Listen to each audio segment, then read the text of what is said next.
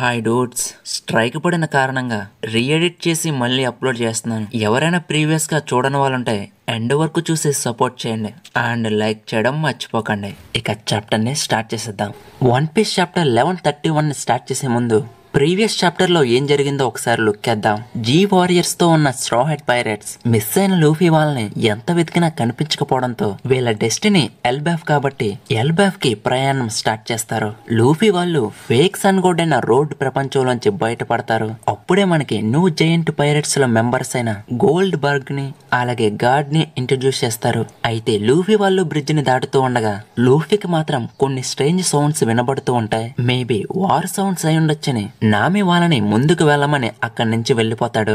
ఇక డోరీ బ్రోగీపై world government 1.8 billion బేరీస్ యొక్క బౌంటీని ఉంచడం జరిగింది. అలాగే డాక్టర్ వేగాపంక్ ని లూఫీయే చంపాడని రాయబడి ఉంటుంది. ఇక అప్పుడే జీ వారియర్స్ లో ఒక వారియర్ అజరుద్దీన్ సాంకేతికంగా ఒక రాజకుమారుడు. అయితే ఎల్బెఫ్ లో అధికారికంగా గుర్తించబడని మరొక రాజు బిడ్డ కూడా జన్మించాడు. అతనినే ది ప్రిన్స్ ఆఫ్ కార్సస్ అని పిలుస్తారు. ఇక అప్పుడే ఎల్బెఫ్ లో ది ప్రిన్స్ ఆఫ్ కార్సస్ అయిన లోకిని చూపిస్తారు. ఇది ఓర్లాండ్ ఎల్బెఫ్ వారియర్స్ యొక్క రాజ్యం.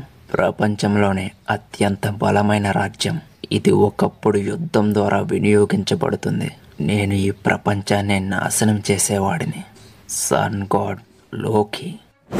సో ఇక్కడతో చాప్టర్ 1130 ఎండ్ అవుతే చాప్టర్ 1131 స్టార్ట్ అవుతుంది. సరే, ఇక మీ సాహస పోటీ ప్రారంభించండి. నాకు మాట వింటుంటే విసుగొచ్చేస్తుంది. చాప్టర్ యొక్క కవర్ పేజ్ లో స్పీడ్ తో ఓటామా కమోచేయపై యమటో ప్రీవియస్ చాప్టర్ లో కటానాన్ని దొంగలించిన వ్యక్తిని వెంబడిస్తూ ఉంటారు. ఇక చాప్టర్ లోకి వెళ్తే ఫైనల్ గా ఎన్నాళ్ళ నుంచో ఎదురు చూస్తున్న ఎల్బెఫ్ కి చేరుకున్నాను. ఎన్నో యుగాల నుండి మేము ఇక్కడికి రావాలని కోరుకుంటూనే ఉన్నాము. ఇక్కడ ఉన్నది ఏది చూసినా చాలా పెద్దగా కనిపిస్తుంది. యా, తెలుసుకోవడం మంచిదే. బై ద వే, ఓసప్ కూడా దీనిని గమనించాడు. నీకు తెలుసా అసలుగా చెట్టు పని ఏముంది? ఇది ఎల్లప్పుడూ యుద్ధంలో ఉండే దేశమని నేను విన్నాను. ప్రపంచంలోనే అత్యంత బలమైన దేశమని కూడా. అది నిజమేనా? ఇంత పెద్ద జీ వారియర్స్ ని నేను ఎప్పుడు చూడలేదు. నేను మావయ్య డోరీ బ్రోగితో ఓడలో ఉన్నప్పుడు నుండి అది ఎంతో అద్భుతంగా ఉంది. ఇది నేను నమ్మలేకపోతున్నాను. ఇక నోరు ముయ్యరా. ఈ భూమిపై దశాబ్దాలుగా కథలుగా చెబుతున్న సన్ గాడ్ ని నేనే. ఒక మానవుడు నా అనుమతి లేకుండా నోరుని తెరవకూడదు. నువ్వు ముందుగా దీనికి సమాధానం ఇవ్వు. నేను ఉన్న ఈ పరిస్థితి గురించి నువ్వు ఏమనుకుంటున్నావు? నేను ఏమనుకుంటున్నానంటే నిన్ను ఎవరో కట్టేశారు. నీకు చాలా తెలివి ఉంది, కానీ ఎవరు ఇలా బంధించబడాలని కోరుకోరు. నిజమే కదా?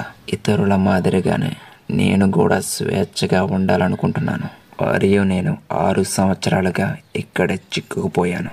అయితే లూఫీ 6 సంవత్సరాలుగానా? అంటే లోకి ఎల్బెఫ్ లో నేనే అత్యంత శక్తివంతుణ్ణి, కానీ ఈ వృక్షానికి కట్టివేయబడ్డాను. ఇది ఓర్లాండ్ కింగ్డమ్ అయిన యాడమ్ ట్రెజర్ ట్రీ. ఈ గొలుసులు సీ స్టోన్ తో తయారు చేశారు. దాని కారణంగా ఇది నా బలాన్ని హరించి నన్ను ఇక్కడే చిక్కుకుపోయేలా చేసింది.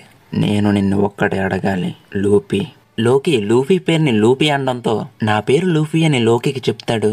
సరే లూఫీ, మనం ఒక ఒప్పందం చేసుకుందాం. ఏమంటావు? నువ్వు పైరేట్స్వి కదా. నువ్వు నా గొలుసులను తొలగించినట్టయితే దీనికి బదులుగా మీకు కావలసిన పైరేట్ సిబ్బందిని మొత్తానికి తుడిచిపెట్టేస్తాను. వారికి సంబంధించి ఎటువంటి జాడ కూడా ఉండదు. వీటికి సంబంధించిన కీ ఈ గ్రామంలోనే ఎక్కడో ఒక చోట ఉండాలి. ఇది నేను నిన్ను బలవంతం చేస్తున్నట్టు కాదు, కానీ సారీ బాయ్, నేను చెప్పడం దాదాపుగా మర్చిపోయాను. ఇది చనిపోయిన వారి రాజ్యం. మీరే చూడండి. ఇది లోయెస్ట్ లేయర్ అయిన ఎల్బెఫ్. ఇది ఎవరు చేరుకోవడానికి సాహసించని ప్రదేశం. నేరస్తులు మరియు ఖండించబడిన వారు మాత్రమే ఇక్కడ పడివేయబడతారు. ఇది ఒక ప్రిజన్ మరియు ఎగ్జిక్యూషన్ గ్రౌండ్. నువ్వు ఇక్కడున్న మంచును తవ్వితే లెక్కలేనన్ని మానవుల మరియు రాక్షసుల యొక్క ఎముకలను కనుగొంటావు. మానవులు ఈ పర్వతంపై వేల సంవత్సరాలుగా జీవిస్తున్నారు. మా లెజెండ్స్ దీనిని ఇలా కూడా పిలుస్తారు, మొదటి ప్రపంచం. అయితే ఈ డెడ్ వరల్డ్ సూర్యుడికి సంబంధించింది. ఈ విడిచివేయబడిన పర్వతానికి మిమ్మల్ని ఏది తీసుకొచ్చిందో నాకు తెలియదు. అయితే నువ్వు ఈ మృగాల యొక్క అడుగుజాడల్ని తప్పక చూసి ఉండాలి. వారు తమ గురువుని చూడడానికి తరచూ ఇక్కడికి వస్తూ ఉంటారు. ఎందుకంటే నా చిన్నతనంలో వాటితోనే ఎక్కువ స్నేహం చేశాను. అయితే లోకి ఇలా మాట్లాడుతూ ఉండగానే వాళ్ళున్న ప్లేస్ కి వృక్షాలని కొండల్ని పిండి చేస్తూ 5 జెయింట్ మాన్స్టర్స్ అక్కడికి వస్తాయి. అలాగే స్వాట్స్ ని పట్టుకునే 5 మెంబర్స్ కూడా. లూఫీ వాటిని చూడగానే ఇది పాత మెమరీస్ ని మళ్ళీ తిరిగి తెచ్చింది అంటాడు. లోకి ఏమో ఎల్బెఫ్ను ధిక్కరించడానికి ధైర్యం చేసే ఏ చిన్న మానవుడికైనా అదే విధి. నిన్ను మింగేయకుండా ఉండడానికి కొంచెం మురుగు వాసన కలిగిన దుస్తులను ధరించుండాల్సింది. నడిచే శవంలా జీవించడానికైనా లేదా సేవ చేయడానికైనా. లోకి ఇలా మాట్లాడుతూ ఉండగా అక్కడే ఉన్న మాస్క్ మ్యాన్స్, గురువా ఇది కొంచెం కఠినంగా ఉంది. ఇంతకీ ఈ బొడ్డోడెవడో? మనం వాడిని ఇక్కడి నుంచి వెళ్ళనిస్తే బాగానే ఉంటుందంటావా? అతనిలో ఏదైనా మంచి ఉందా? అలాగే మమ్మల్ని క్షమించండి మూర్చపోయినందుకు. వాడిక్కడ కనిపిస్తాడని మాలో ఎవరు కూడా ఊహించలేదు. అయితే ఎంపరర్ రెడ్ హెయిట్ షాంక్స్ అంటే అతనేనా? వాళ్ళు షాంక్స్ పేరు ఎప్పుడైతే ఎత్తారో లూఫీ, అతను మీకు తెలుసా అంటాడు. మాస్క్ మ్యాన్స్ ఏమో లూఫీని చూడగానే షాక్ అన్నమాట. ఎందుకంటే లూఫీ అక్కడికి బిగ్గెస్ట్ ఎంట్రీ ఇచ్చిన బీస్టులతో మనోడు ఉప్పు పప్పు ముచ్చట్లు పెడతాడు. లోకి లూఫీని ఎలా మామ మౌంటైన్ బీస్ట్ ని మచ్చిక చేసుకున్నావంటే ఇదంతా నాకు జుజుబీ అని షాంక్స్ ఇక్కడికి వచ్చాడని లోకిని అడుగుతాడు. లోకి ఏమో లూఫీని, నీకు తెలుసా నువ్వు అతను ఇక్కడికి వచ్చాడని అడుగుతున్నావా? అయినా మేము ఆ పిరికివాడైన రెడ్డోడు గురించి మాట్లాడుతున్నామా? లోకి ఎప్పుడైతే షాంక్స్ ని పెరికివాడన్నాడో లూఫీ వెంటనే 4th గేర్ లోకి మారి లోకికి ఒక పంచిస్తాడు. అక్కడే ఉన్న మాస్క్ మ్యాన్స్ ఎవడ్రా వీటి లార్డ్ లోకినే కొట్టేశాడు అంటే వెంటనే లోకి, వేగాన్ని తగ్గించుకో, నేను తమాషా చేశాను. అయినా నేను కదలలేని పరిస్థితి. ఒక్కసారి నా సంఖ్యల్ని విడిపించు, నీకు మరణాన్ని త్వరగా ప్రసాదిస్తాను. నువ్వు కదలలేని పరిస్థితుల్లో ఉన్న నిన్ను పట్టించుకోను. షాంక్స్ గురించి ఇంకోసారిగా అలా మాట్లాడితే ఆ చెట్టుతో పాటు నిన్ను పాతాళానికి పాతేస్తా. సో షాంక్స్ ఇక్కడికి ఎందుకు వచ్చాడు?